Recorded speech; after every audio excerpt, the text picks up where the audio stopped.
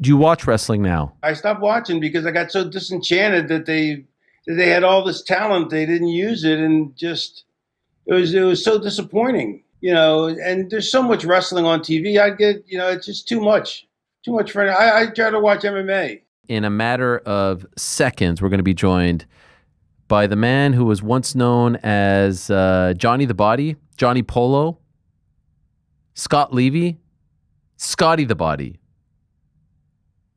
but really known and beloved as Raven. Quote the Raven nevermore. One of the all-time great pro wrestling characters. At times, complex, diabolical, philosophical. One of the most interesting, fascinating human beings that has ever graced any squared circle. A real legend from the ECW days. WCW, of course, had a run in WWE and TNA towards the end of his career. And I was always a huge fan. And I just saw his new documentary, which is going to be out soon around the world. And I'm going to tell you about all the different places in which you can experience it, including some stops where you can actually watch it with the man himself. It's called Nevermore. It's a fantastic, honest, candid, raw look at the man, Scott Levy, and the character Raven. We're speaking to the one and only Raven on the program right here and now. Hello, Raven. How are you? Hello, Scott. It's great. Good. I don't know. Do I call you Raven? Do I call you Scott? I'm not sure because I feel like you're one and the same.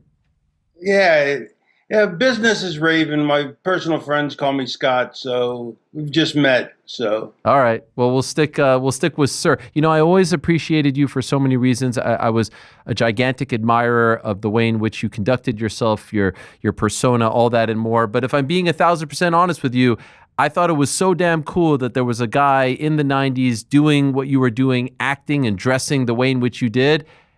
And you were Jewish as well. Like that before Goldberg, as a fellow Jew, saying like that dude, I would tell my friends, that guy's Jewish. Raven, the grunge guy, the Nirvana guy, that guy is Jewish. And so I hope you know that there were millions of kids probably around the world and in America in particular who loved you because you were the very cool Jew. thank you. That means a lot. Although I got to be honest, I'm not really religious. I wasn't even bar mitzvahed, so you know. You never associated, you never practiced. Never practiced. But you I had a never very preached Jewish either. name. You had a very Jewish name. As Jewish as it gets. Well, it's so great to meet you, and congratulations on the documentary. Was the documentary your idea? Because like I said, very raw, very open, very honest, or did someone approach you with this idea? Jordy Day, the director, he heard me on Steve Austin's podcast, and he thought I'd make a his words, a fascinating subject for a documentary. He'd already done one on Bob Probert. I don't know if you've seen that. Of course, one. yes. The hockey goon. Yeah, he did that, and he did a Charles Manson one before that. And he heard me on Austin's podcast, and he either called me or emailed me, I forget which, and said he wanted to make a documentary. And first thought he's full of shit. And then when I realized he wasn't, and I saw that he had made some movies, made some documentaries that were quite good, I figured, yeah. But I told him, I said, there's only one condition, that it has to be warts and all. It has to be all the negative as well as the positive. I don't want just a rah-rah piece. It's the reason I never wrote a book. Well, no, the main reason I never wrote a book is I'm too lazy. But besides that, is I wanted to write all the negative and all the positive in there, and it would have been a six book series, to cover it all. I just figured this is the easier way of doing telling my story and seeing if it helps anybody. And so, why? Like, why is that important for you? Why would you want that? Most people don't want the warts to be exposed. Most people don't want that. Because then that's not interesting. It's not a complete subject matter. It's not a complete bio then. And because of my baggage, I think I wanted people to understand me, understand where I came from, understand what I went through, and to see why I am the way I am, which is I'm either loved or hated by people, but there's a good reason for that. You know, what's interesting to me is that it feels like back end, like the recent years, you've kind of, and you talk about this in the documentary. You talk about like, I don't want to be bothered. I just want to live my life. I want to be home. I want to be with my wife. And now you open yourself up in the biggest way possible, right? You show us everything. And so at any point, was there any hesitancy in saying like, oh gosh, I kind of like sailed off into the sunset and now here I am back in the biggest of ways? No, because that's why, like, I would never have a reality show. I would never, not that anybody's asking, but I would never do a reality show, where they came to your home and and they exposed your whole life. Because my current life is really, you don't see much of it in the documentary. It just basically, it glimpses it, but it doesn't, go into the details of everyday life, which would be really boring to begin it, besides the point. But it doesn't. I don't think it. I think it shows me, and it shows all my complexity throughout my life. But now that I'm content, or basically as content as I've ever been, other than the stupid tremor I got from the Parkinson's. Got early onset Parkinson, so if you see me tremoring, that's why. But other than that, it's I don't think it really touches on enough of my current life to do any damage to it. I noticed. I noticed that in the film that you were suffering from that. How are you doing now? How does it affect you on a day-to-day basis? I'm lucky; it hasn't affected me too bad. It just when I get anxious, the tremor gets worse, or when I'm really tired, and I have a sleep disorder. So but I paid to, but look, you got to pay the piper sometimes. You got to, for all the drugs and alcohol and chair shots I took to the head, you got to pay for the damage at some point. Do you think this is as a result of everything that you did back in your career? Oh, of course. Okay. Absolutely. Yeah. Do you have Yeah. regrets? Oh, I got tons of regrets. Anybody who says they don't have regrets is full of shit. I got tons of regrets. I got tons of things I would have done different, but I didn't. They made me who I am, and I'm happy with who I am. And I would rather be happy with who I am at the end of my life than be happy and then earlier in my life and not happy at the end. It's like so many people's lives, they come to misfortune at the end, and that would be the worst thing you could have happen. You know, I want my golden years to be golden, not not you know, shit. Right. When did you get to that point? Because it definitely feels like, and the persona back in the day. What about Raven and you not getting pushed? And you talk about those frustrations in WWE, not liking your position. How did you get to the point of being content? And did you ever think that there was a point where you would never get content? Never. Yeah, I was really worried about that, but I spent time on a therapist's couch. Like for the longest time, I didn't think my career was a success because I wasn't the world champion of WWE, which is really ridiculous. I just held myself to such a high standard that, you know, but as my therapist said, you're the one holding yourself to that standard. You're the one you can also let yourself off the hook too. And besides, it's kind of arrogant to think that that you think so highly of yourself that you have to be held to a higher standard. And that kind of triggered something with me and made me realize that you don't have to hold yourself to a higher standard, because if anybody else would have came up to me and said, hey, your career was amazing, I'm sorry, if somebody would have come up to me and said, I don't think my career is amazing, and it would have been what I've done, my career, I'd have said, you're insane, but because I held myself to a higher standard, as a lot of people that are successful do, you pay the price for it mentally, emotionally. How long ago was that, this conversation with your therapist and coming to that realization? Is that just recently? No, it's been okay. The conversation with the therapist was back in the early 2000s, Oh, wow.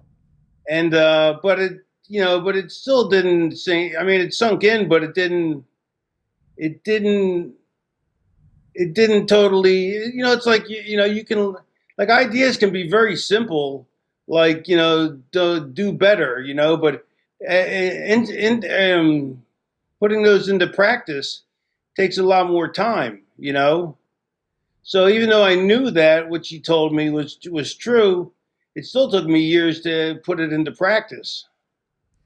I appreciate you saying what you said about regrets, because I also feel like people are full of shit when they say they have no regrets. I don't know how that's possible. I certainly do. Can I ask, from your career, from your life, what is your biggest regret? Is there one that you wish you could take back? Um, I wish there's so many things, but I wish that this on the sidebar, my dad was a really funny guy, and I always wanted to be funny like him, but his sense of humor was insult humor. And so it was like Don Rickles. It was like having Don Rickles for a father and you being the target. And so I knew he loved me, even though he couldn't say it. But because of that, I thought that I was okay and I wasn't being damaging myself. I'm a little kid, my dad's making fun of me. It destroyed my sense of self-worth. And so I wish I would have gone to a therapist years earlier and dealt with that, and also not treated my friends the way my dad treated me. So I insulted all my friends, and I thought it was funny. It's in good taste, you know what I mean? But it's I know your friends don't want to be insulted by you constantly. This is not covered in the doc, and I feel like I know the answer, but do you have any kids? No, I would never.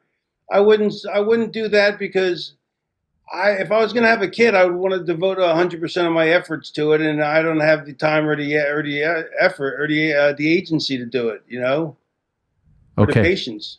I do have to say, one of the revelations from the film, which again is fantastic, it's called Nevermore, and I do want to let people know October 11th and 12th, which is this Saturday and Sunday, you're going to be in Philadelphia at the Phila MOCO MACA, and also October 22nd in Baltimore at the Charles Theater, October 28th at the Plaza Theater in Atlanta, Georgia, for screenings, and you'll be there watching and being able to meet people, a Q&A afterwards as well.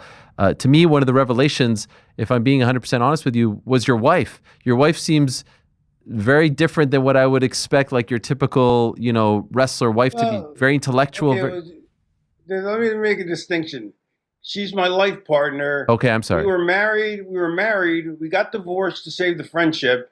Oh, wow. And then we became closer, and we've even gotten even closer now, and we get closer all the time. So it's great, but we're no longer married. We're just life partners. Wow. So you don't live together? No, we do live together. That's the thing. That's the thing. Wait, how long were you married for? Actually married? 7, 8 years, I guess. And then you get divorced. And how long are you divorced for? We've been divorced ever since. Well, I mean, like, not really like together. Like, now you're sort of back together. I know, not officially married, but like, how long is that? Yeah, but we never stopped. Okay. Wow. We've been together really. I mean, we basically got divorced to save the friendship, because the friendship was being ruined by the marriage. This is fascinating. I married my best friend. You know what I mean? How long did you know her? Did you know her before you were a pro wrestler? No. Okay. She just came across as very, to me, intellectual, and as are you, and you're different than a lot of pro wrestlers, and the way she spoke about you and your health and your career was quite refreshing, I thought. Yeah, it's the reason I stay with her. It's like, I don't want to be with anybody else. There's no one I love more on this planet. I'm lucky that I got to marry my best friend, get divorced from my best friend, and still become even closer friends.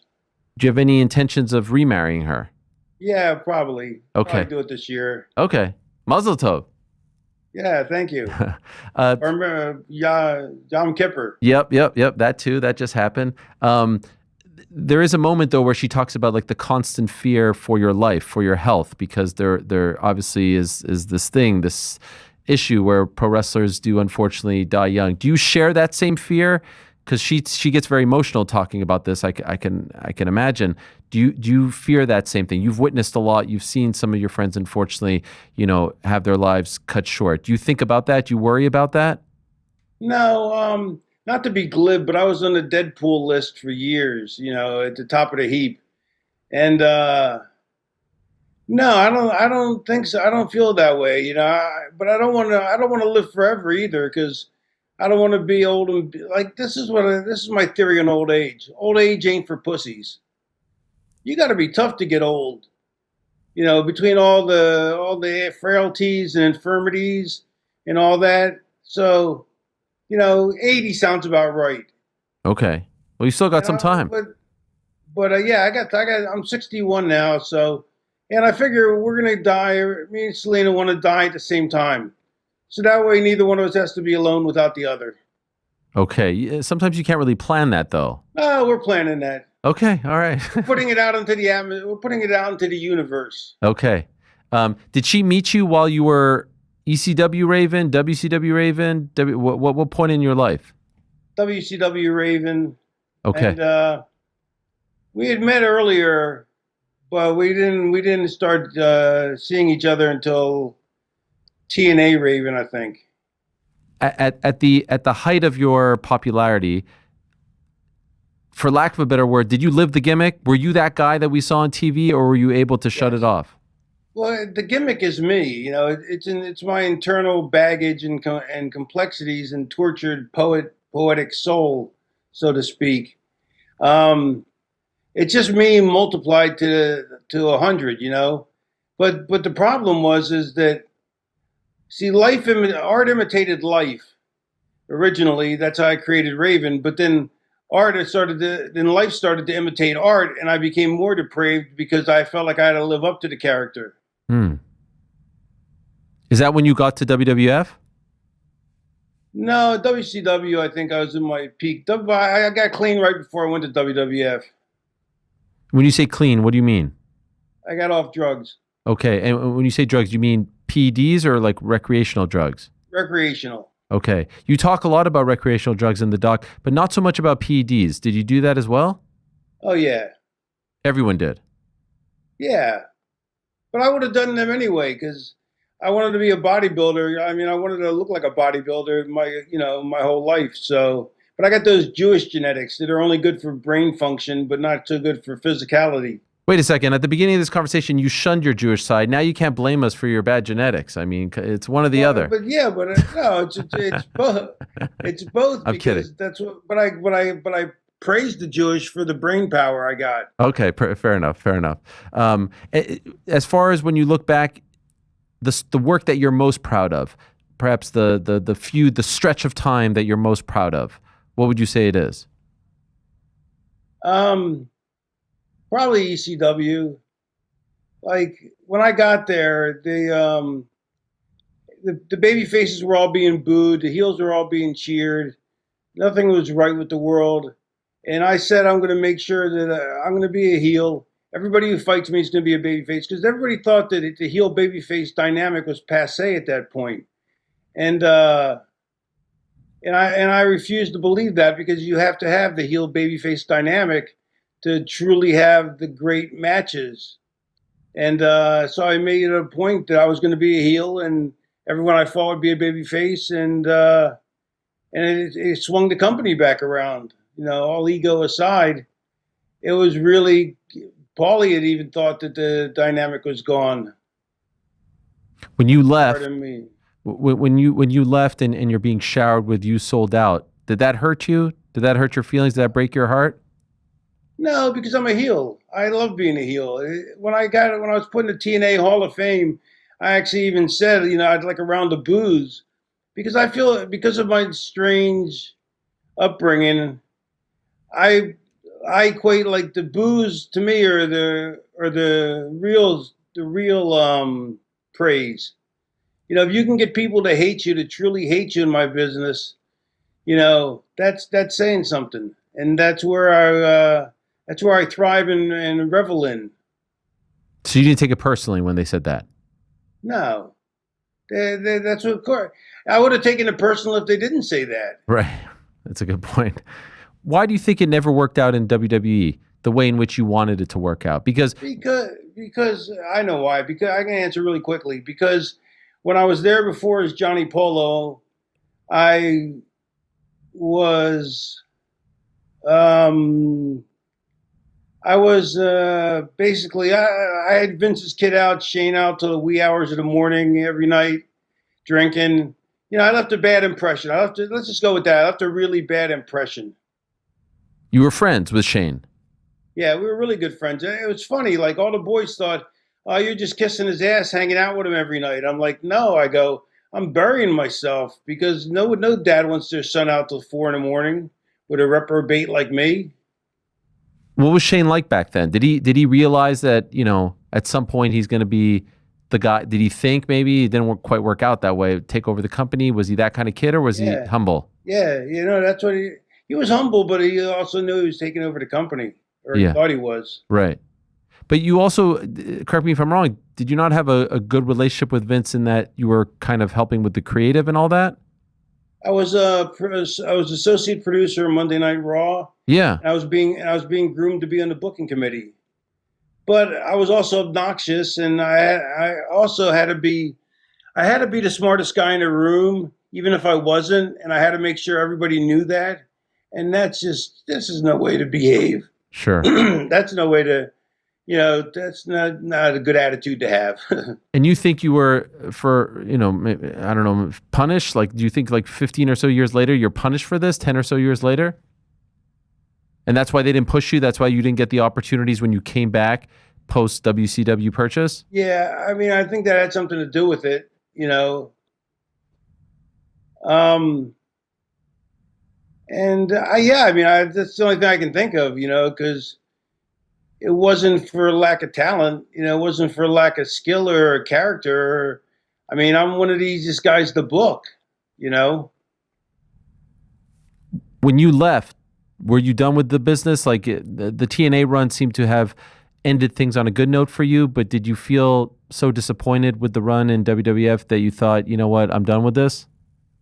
When I left WWE, I was really disappointed with my run, and I was glad TNA was something I could fall back on and have a final run that was, if not, they were still the number two company, even if they weren't as, anywhere as big as WCW had been, So I got 7 good years out of them probably, and by then the body was starting to get in bad shape, from injuries and stuff, and you know, I think it all worked out the way it should have. Do you watch wrestling now? No, I stopped watching. When I stopped watching was when they had the Alliance angle in 2000 and something. Wait, Alliance, Because that was like 2001. yeah, I stopped watching because I got so disenchanted that they had all this talent, they didn't use it, and just it was so disappointing. But you were in the midst of all of that.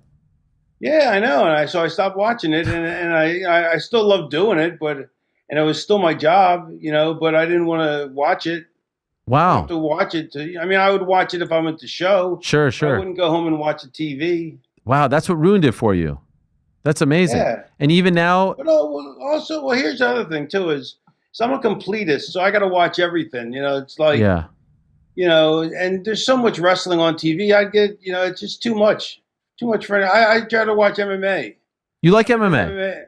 I've been a humongous fan since the Rock's movie,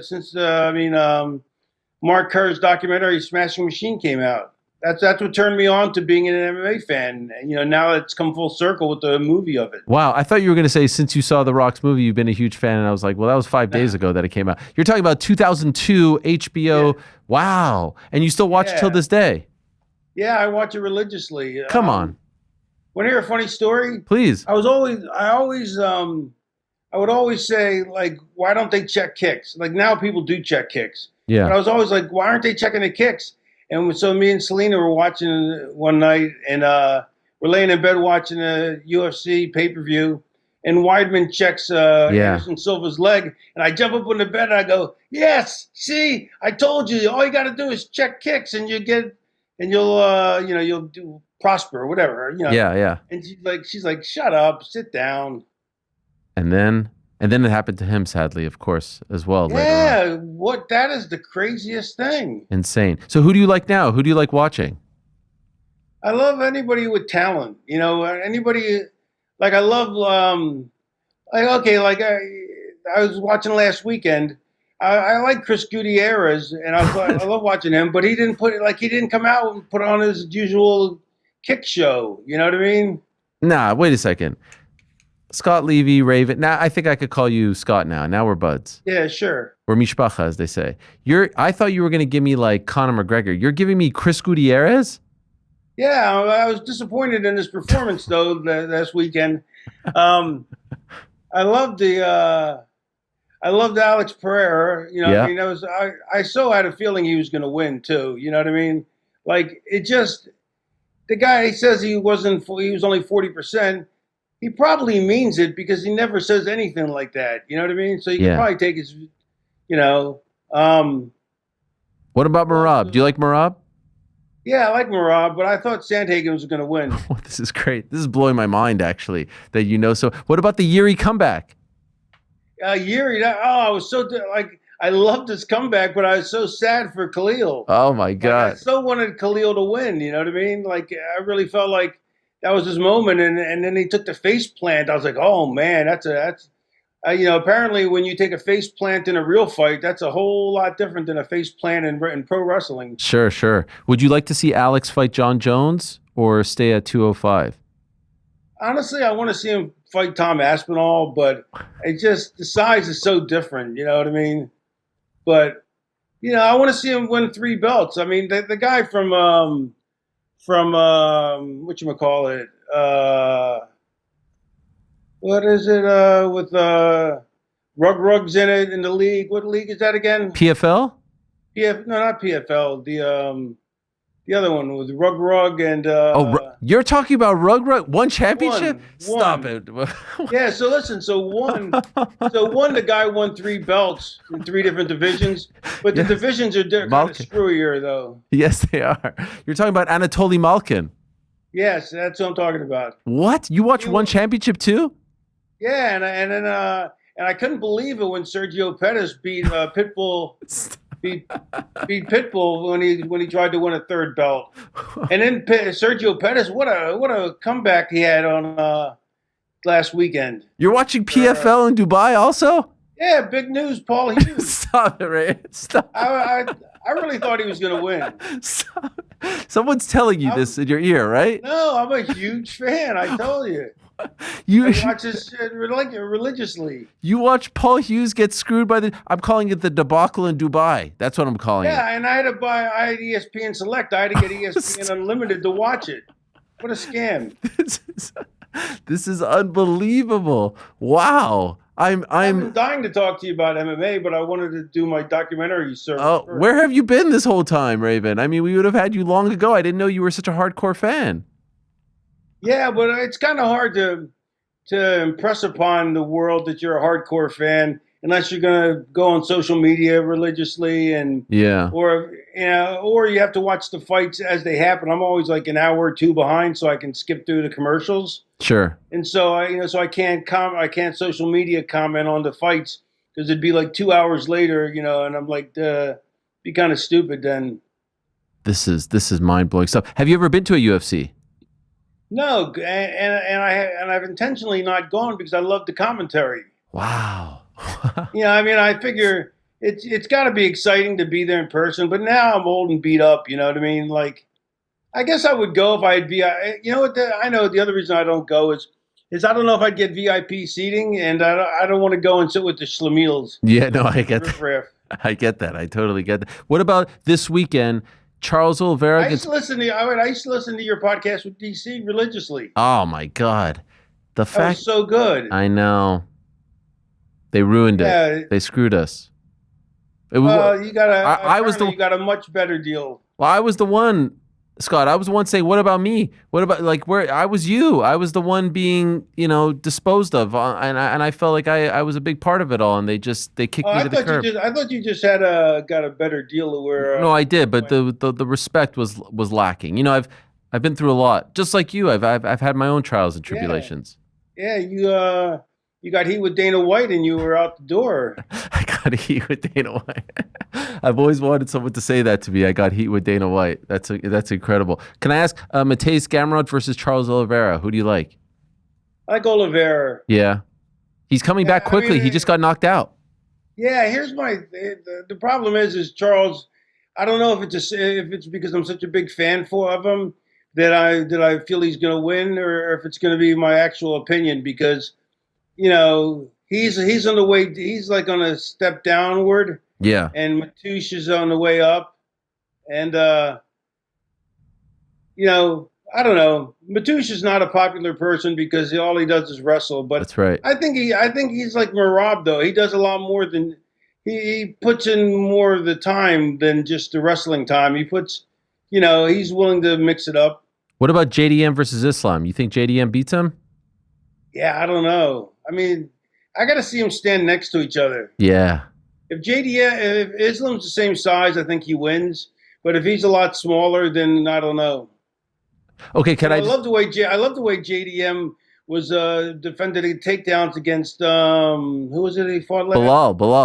Bilal, yeah. He would just get lower. He just got lower and he would shoulder check him. And it was really fascinating to watch, because he basically Bilal spams takedowns and JDM just spammed blocking the takedowns. Are you excited that Conor may be coming back? Yeah, I'll believe it when I see it. Okay. The wrestling business has made me so jaded that I don't get excited for Selena always says, she goes, "Why aren't you excited?" I'm like, I'll be excited when it happens. Like when the event comes. I was really looking forward to this, but I didn't get excited until we started talking because so many things in the business. I'm so used to the wrestling business where things are supposed to happen and they don't. So it saves you from heartache. So you just, you don't get excited about stuff until you're actually doing it. But fair. See how I'm lit up I am now that we're done talking about the documentary and we're talking about MMA? Yo, I wish I would have known this years ago. This could have been, we could have had our own show. We could have had the Raven recap every Monday after the big fights. Yeah, we could still do that. We could still do that. You're right. John Jones, did he duck Tom Aspinall? God, it's hard to, it's like there really isn't any other way to put it, but he can't be scared of him. I think it's more he had the fear that he might lose, and I don't think he was scared to fight the guy. I think he was scared to have the blemish on his record at the end of his career because he knows he's not in his best shape, But I also thought it was really amazing I didn't get the subtext at first when Pierre mentioned his brother. His brother passing away, and I thought he was just being gentlemanly, but I didn't realize that he was actually going to call out John Jones originally. Yeah.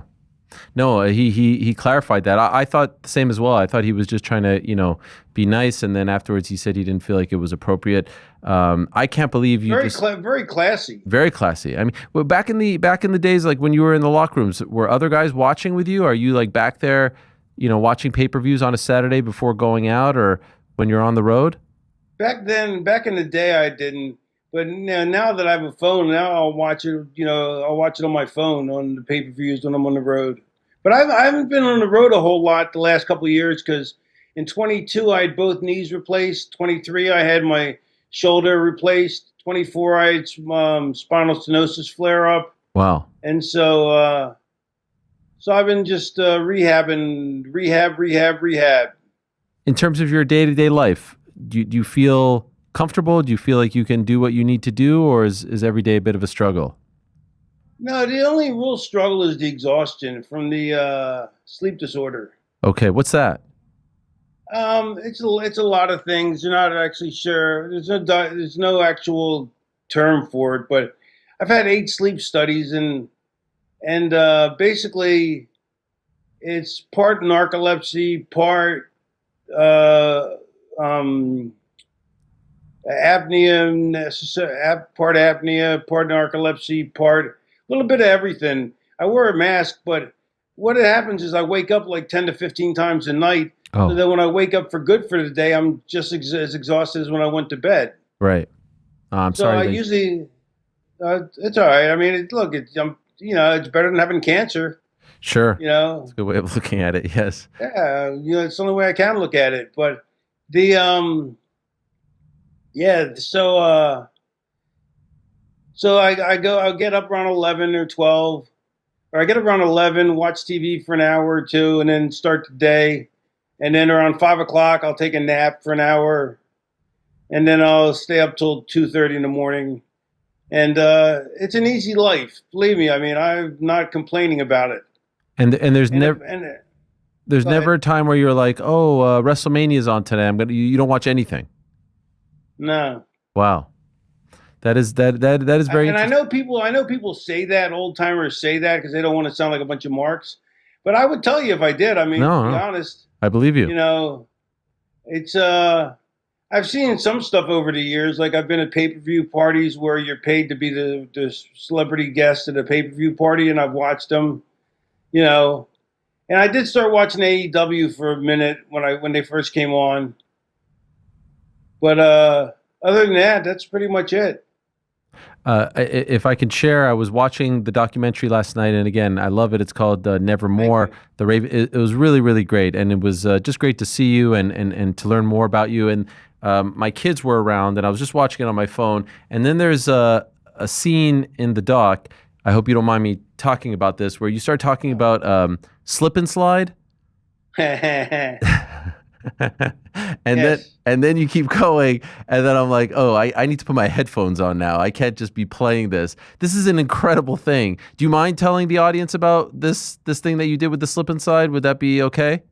I would rather they watch the movie. Okay, fair enough. Fair enough. I would just say that slip and slide is the tease, and you used to use slip and slide maybe recreationally. One time. One time, just once. Okay, I thought it was maybe like a constant thing. No, it was a one time. It was a one time thing. Okay, all right. Well, I'm watching it, and then I'm saying, okay, maybe I need to put my headphones on. But these are some of the scenes, and you see your transformation. Did you enjoy doing it, and are you happy with the finished product?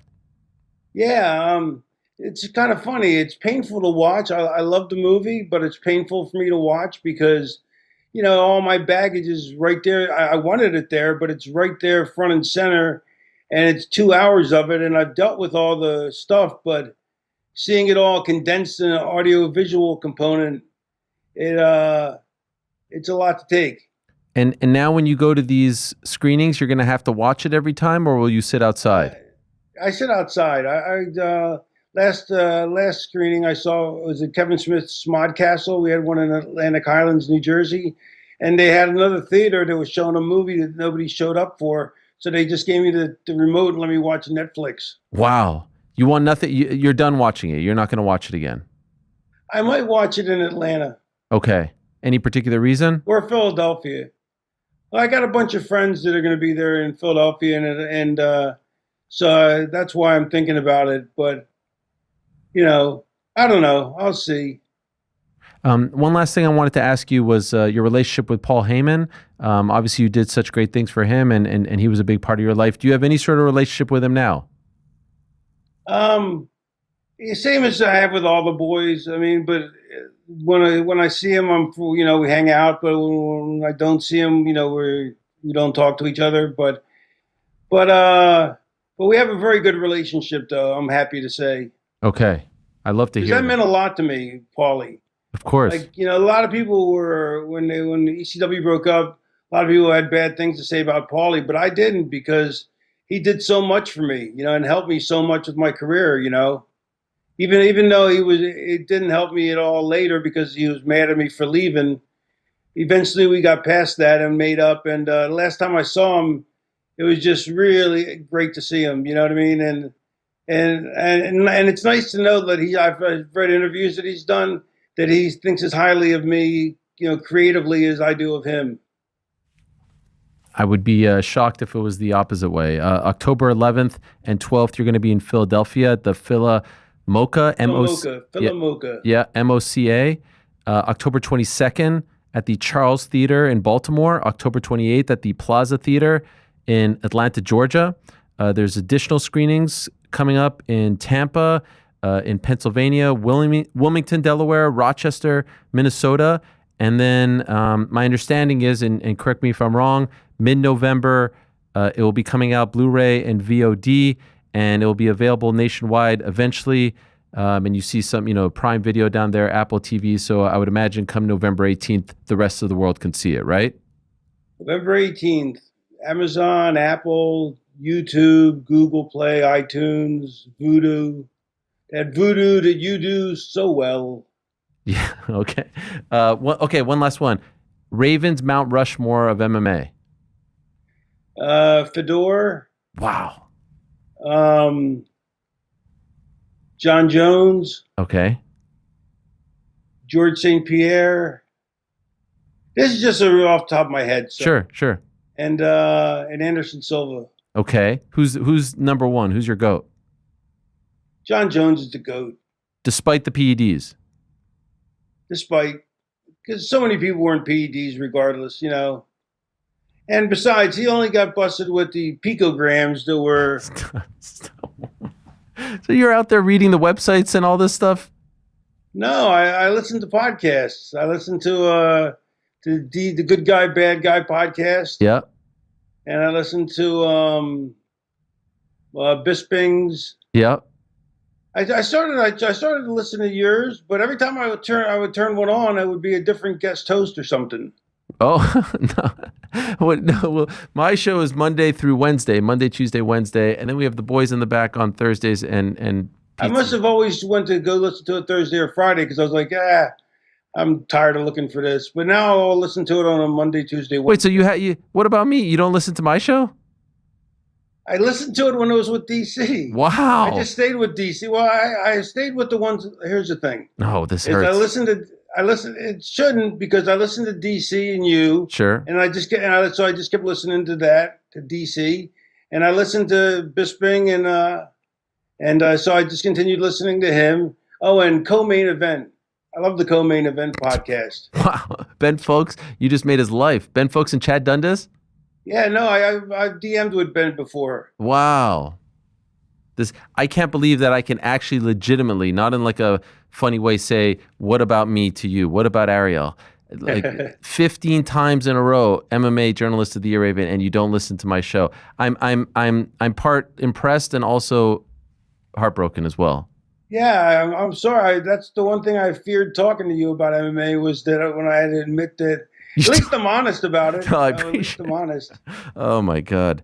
Well, this is great. I mean, first I learned that you've renounced your Judaism and you don't listen to my program. So it's fantastic. You know who Rog is and Anatoly Malkin, but you don't listen to my show. Wow, this is amazing.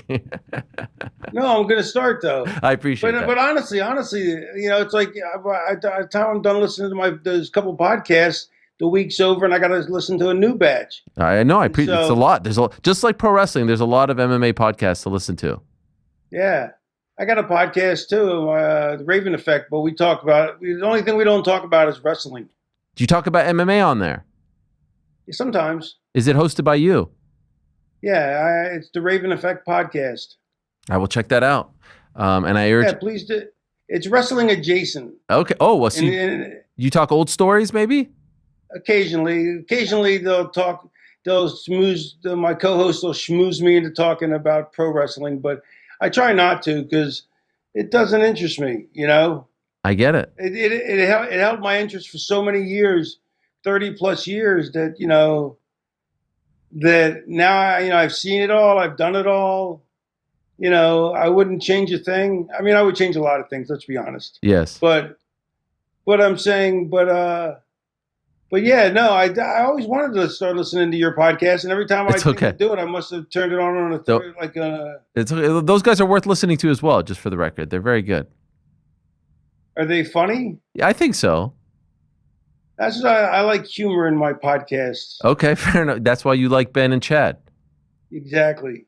Guys, what do you have to say to Raven? Do you want to sell him on your podcast? Is there anything you want to say regarding your humor? No, man. There's nothing we can teach Raven. He knows more than us. He knows ball. These are the guys, by the way. These are the guys that you're talking about that you probably tuned into. Well, no, I just tuned into him when I didn't hear your voice. I didn't listen to it. I just turned it off. It would be an honor if you did listen.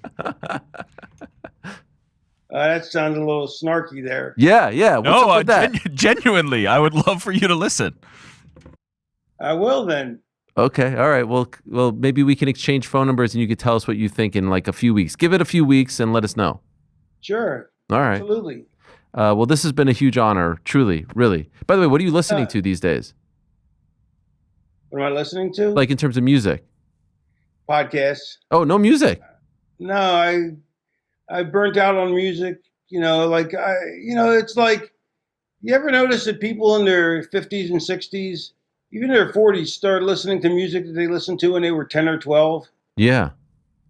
Because you grow out of current popular music, the top 40, and so you start listening to older stuff, and then that ends up being the one thing you listen to, and then eventually you discover podcasts, and then you just there's so many different flavors of them, that you want to listen to exclusively that. So no Nirvana, Smashing Pumpkins, stuff like that. The other day I did listen to some music. I put on Heavy D and the Boys. Oh, yes. That's a classic right there. I love that. As you were saying, the stuff that you listened to when you were younger. Yeah. Amazing. Well, once again, this has been tremendous. Congratulations on the documentary. We just listed all the places where you can see it in the coming weeks. A lot of screen. You're going to be at all these spots, Philadelphia, Baltimore, Atlanta. You're going to be there? I'll be in those three, yes. Okay, amazing. And so great to meet you. Congrats on an incredible, legendary career, and so nice to hear that you're an MMA fan. That was that was a genuine pop out of me there, as they say in the business, to hear that you knew so much about the business. So thank you so much for your time, and all the best to you and Selena, your partner. Thank you, man. That really means a lot. I am a big fan of yours. So all good. Thank you, Scott. Thanks. All the best to you, and we'll talk to you soon. Take care, man. All right, there he is, the one and only, the inimitable Raven, who we have discovered is a hardcore MMA fan. And I almost feel like at the end of that, he actually felt bad a little bit. Like I really do like you. I mean, I like 2021 you, but I do like you. That was unbelievable. Tough week for the boys in the back, huh? Nah, listen, I think we might have a new fan. We just have. Can I just boys, give us a chance? I think it's just me. Can I turned it on, turned it immediately off. I couldn't stand that shit. I got to get out of here. Nah. He just didn't hear Ariel. He thought, okay, I'm expecting Ariel. It's fine. Tomorrow we're gonna have a great show. VOD, and hopefully is Frank kibitzing with Scott right there? Yeah. They're talking about music.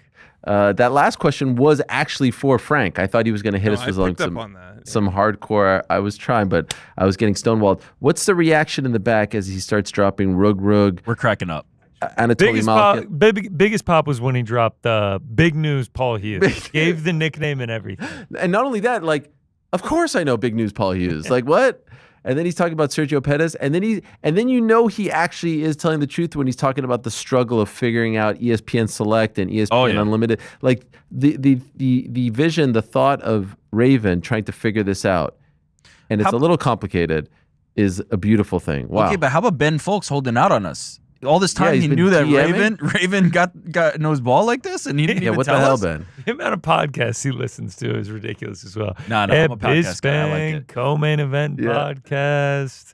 I thought he was just going to start listing off random MMA YouTubers at this point. I know. Honestly, I'm with you. I thought, how do we not crack? How do we not make the list? I know. I thought, wow. Uncrowned shows? He turned on us and saw all our ugly faces and was like, I'm out. Do you know what's so funny about it? I thought he was going to say every time I turn you on, you're talking about pro wrestling. That's what I thought he was actually going to say. And he's like one of those. He's like, oh, I hear these other schmucks. Yeah. What I is want to listen to WWE Hour? Oh my God. Yes, I thought he was one of those guys writing in the chat. I love when he said you have heat with Dana. Yeah, that was great. It sounded like the stuff that you hear in the wrestling documentaries. So good. Good guy, bad guy. God. There was a point where I could tell that you wished that the first 30 minutes of the interview was that.